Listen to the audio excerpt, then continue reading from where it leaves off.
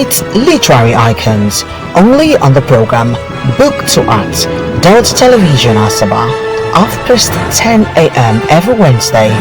Do the art, stay smart.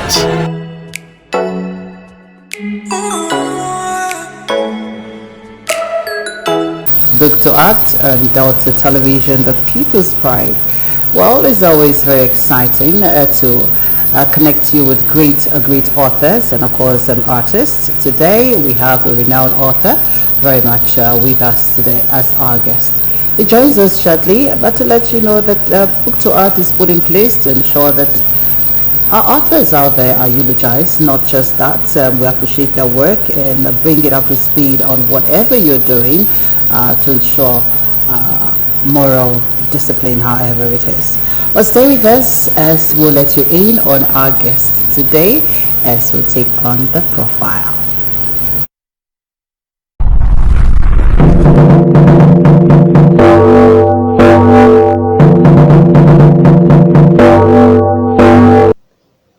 Dr. Emmanuel Onyeojose hails from Ikan Northeast Local Government Area, Delta State. He attended Cape Peninsula University of Technology, Cape Town, South Africa in 2008. Webster University, St. Louis, USA, 1983. University of Oslo, Norway, 1982. Eretwatt University, Edinburgh, UK, 1981. Institute of Journalism, Benin City, 1977. He obtained a doctorate degree in Information Technology and Design in 2012, Institute of Graphic Arts, Lagos. Postgraduate Diploma in Energy Economics, 1982. Masters in Science, Management and Communication in 1985. Institute of Journalism, Benin City, Lecturer, 1986. Registrar, 1987. The Guardian Newspaper Limited, Lagos, Business Editor, 1990.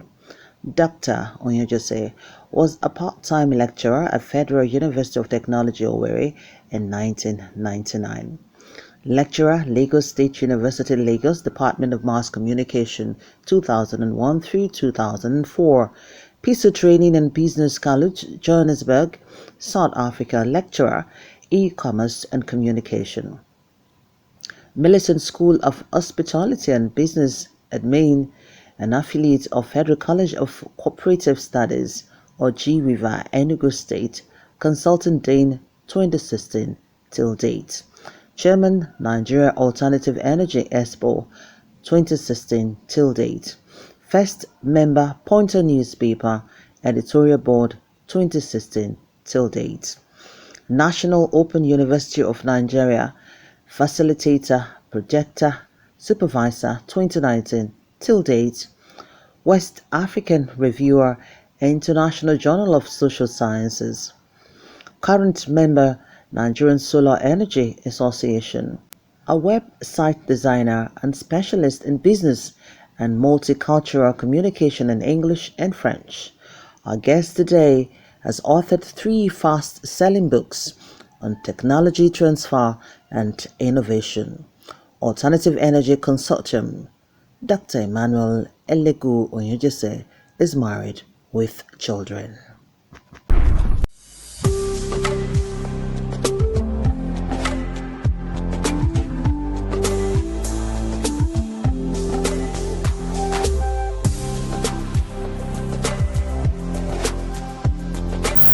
All right, very interesting, the profile of our guest today on the program Book2Art.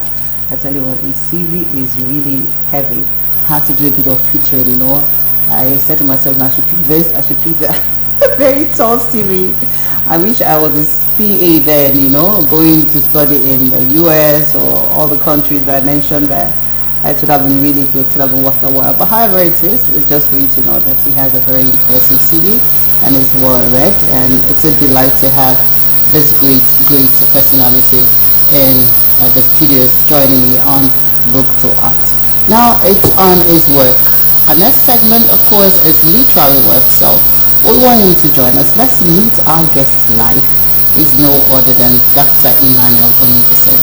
Happy to have you join us. Hello, good morning. It's nice to have you. Thank you very much. I think it is a really interesting morning to discuss a few things which we see every day, and that's technology. Let's see how it goes. You know, there's a whole lot about you that I want to ask you, but I've narrowed it down to this book. That's right. For want of time, because there's so much about you that's interesting. You're well read. It's not just on a particular discipline, different disciplines. That's right. So you have a lot to offer us.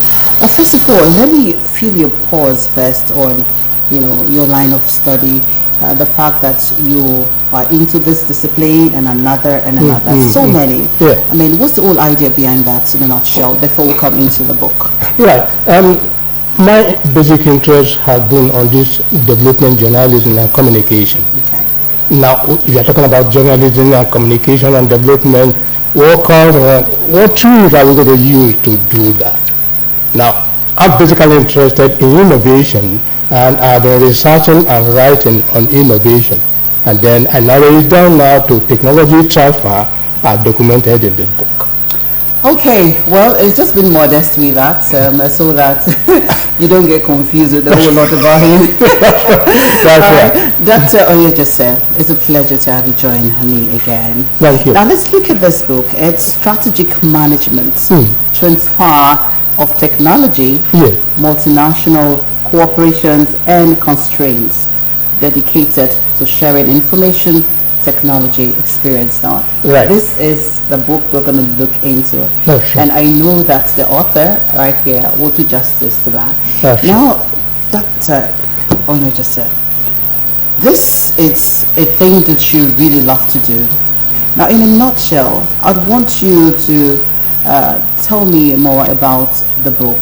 For instance, do an overview of the Strategic Management Transfer of Technology book that you've written, when you actually put this down, and of course the chapters we have in there, how many chapters you have right there, and more offers I'd want to take you on.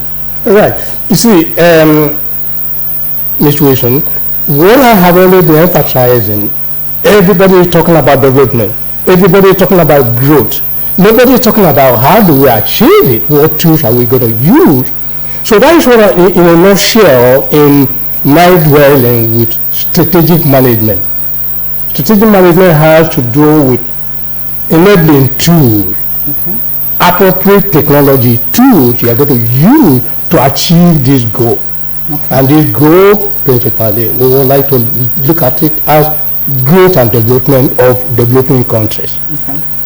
They know they have constraints. Most of the things you will wish to do, the constraint inhibiting you will not allow you to achieve it. So you look for newer tools in this concept, technology tools. You say, well, I have some knowledge. I have some prerequisite goals I set aside to develop our either to third world country, which I hate to hear. So okay. I know you hate that. You know that. So we look at the tools we could leverage and buy or steal this technology to facilitate our development growth and quest. And then I said, okay, we have to learn, we have to borrow, we have to buy and transfer this technology to innovate, to do some extra creativity so that we grow out. What stops us, stopping ourselves from being targeted at third world countries, least developing countries and all these ugly words. So we have to throw them away and say, we are the same human being. A trained professional from Canada or UK or Germany is as good as any other trained African from Congo Brazzaville or from our Bukuru. They are the same. They don't have two heads, they much more than us. So equality is the concept, and then we say we have to buy, we have to borrow, we have to learn, we have to utilize these technological aspects to make us grow as much as they are. Okay. So now I want us to look at this book in question. Before I'll take on the chapter 2 of this book, Right. which borders on international finance and investment. That's right. I want us to look at a bit of the summary of this book. That's right. Now, this book, the summary has this, it reads that this book looks at structure and operation in global business and system influenced by MNC's economic powers. I'm going to take you on that. It analyzes economic objectives of multinational enterprises in the third world. You mentioned that as well. And analyze prospects for technology leverage from developed to developing countries. That's right. Despite the constraints. I'll let it rest there, but let me take you on MNC's economic powers. What do you mean by that? That's in short term, multinational corporations, MNC. They would like to see developing countries which they fortunately have entrenched themselves and imposed themselves in our community. We see them as, they see us as host community, and then they come and exploit our oil, whether we like it or not. That is the annoying aspect of it. And each time we say, we want extra benefit in terms of the mineral resources you are extracting from our backyard, as we call it. And we know we are not benefiting that much. We only quest that we get a better benefit from the resources you are exploiting in our own home. So that is, the main concern. That is our only quarrel with the MNCs. Okay. And we said, okay, give us a fair share of our resources. Okay. And they said, well, you see, we are bringing in laws, and they give us pantry, employment.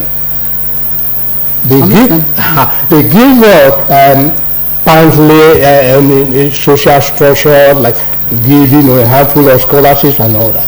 Those things are nothing to us. And then at the international level, following massive agitation and sovereignty, being granted to us through trying to throw away impartial elements of sovereignty and all that. Okay. And then we saw some good reasons. Okay, we want the basic share, and the tool by the United Nations we call technology thrift and investment in property sharing, as organized under the auspices of the United Nations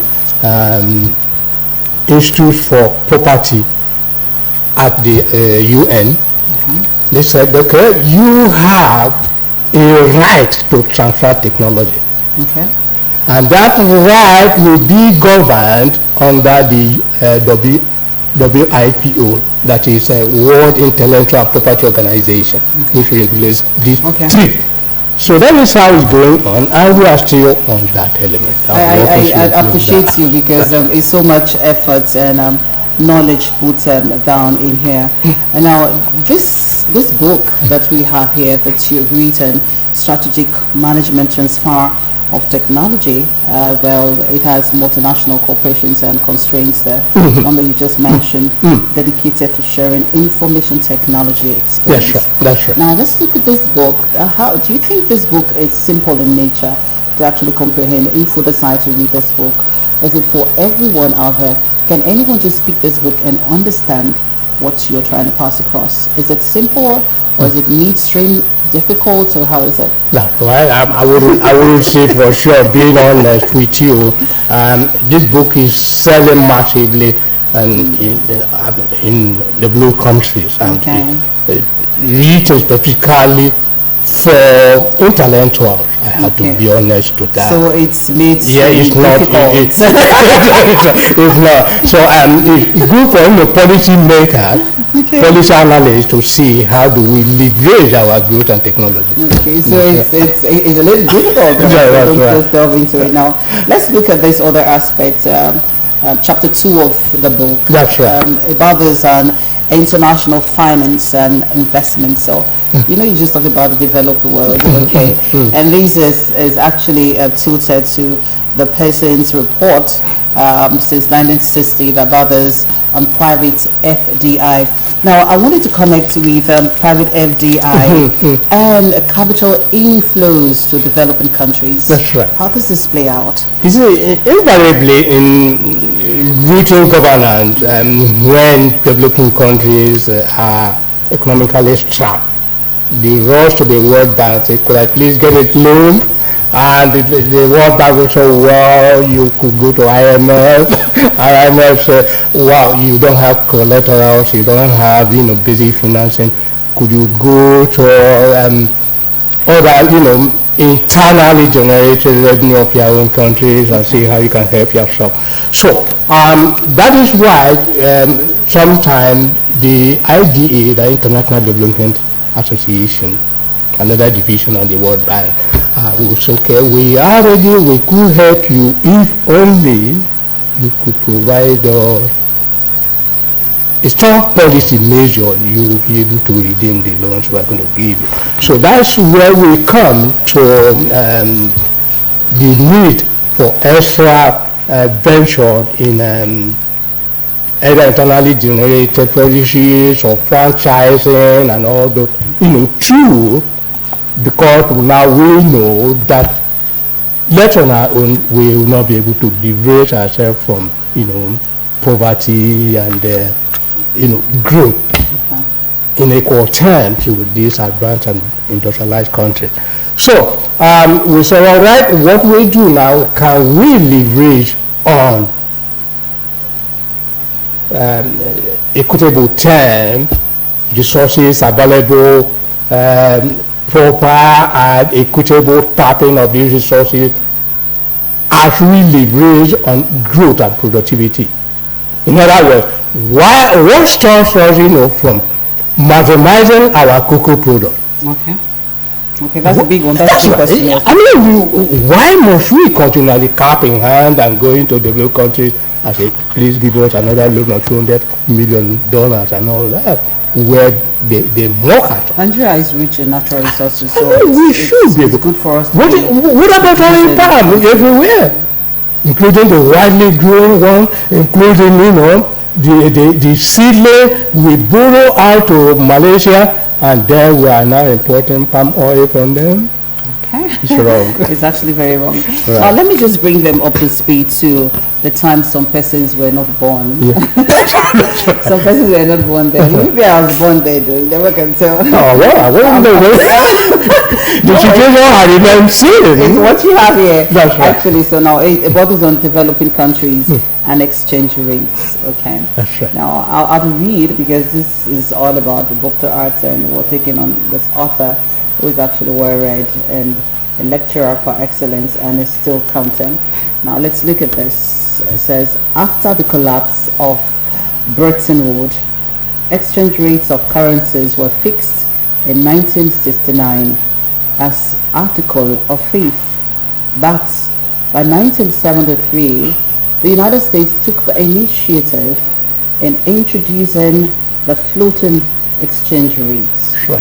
a situation where currency values were determined by supply and demand conditions, that is, market value. It was felt that no country would tolerate an overvalued currency, Sure. because particularly among developing countries who were still hard pressed by the effects of hard currencies in industrialized countries. Every further, conversely, an undervalued units creates inflationary pressures. This, in principle, enabled governments to take immediate remedial actions where practicable. Japan, for example, is accused of deliberately maintaining an undervalued currency. Now, this is your own. This is all about. Well, this is real though. Okay. But I wanted to speak to this just in a nutshell. That's right. Now, we have heard about the merger of UNCTAD and ITCs, that is International Trade Center in Geneva, and then the United Nations Conference on Trade and Development, which now bring us to the focus and functions of the WTO. Okay. And the wrangling, which our sister Caucasian, giving contract to give her the job is another constraint, if you like, because they believe that if a candidate, no matter how qualified, she might, try to bring in the interest of this developing country, which they have claimed to be putting in a stranglehold or marginalizing. And now, a citizen from that group is now at the head of affairs. Americans will never like to have it. But I think we are getting there. Yes, we actually. So that is some of the issues, that interest. So how long did it take you to put this book together?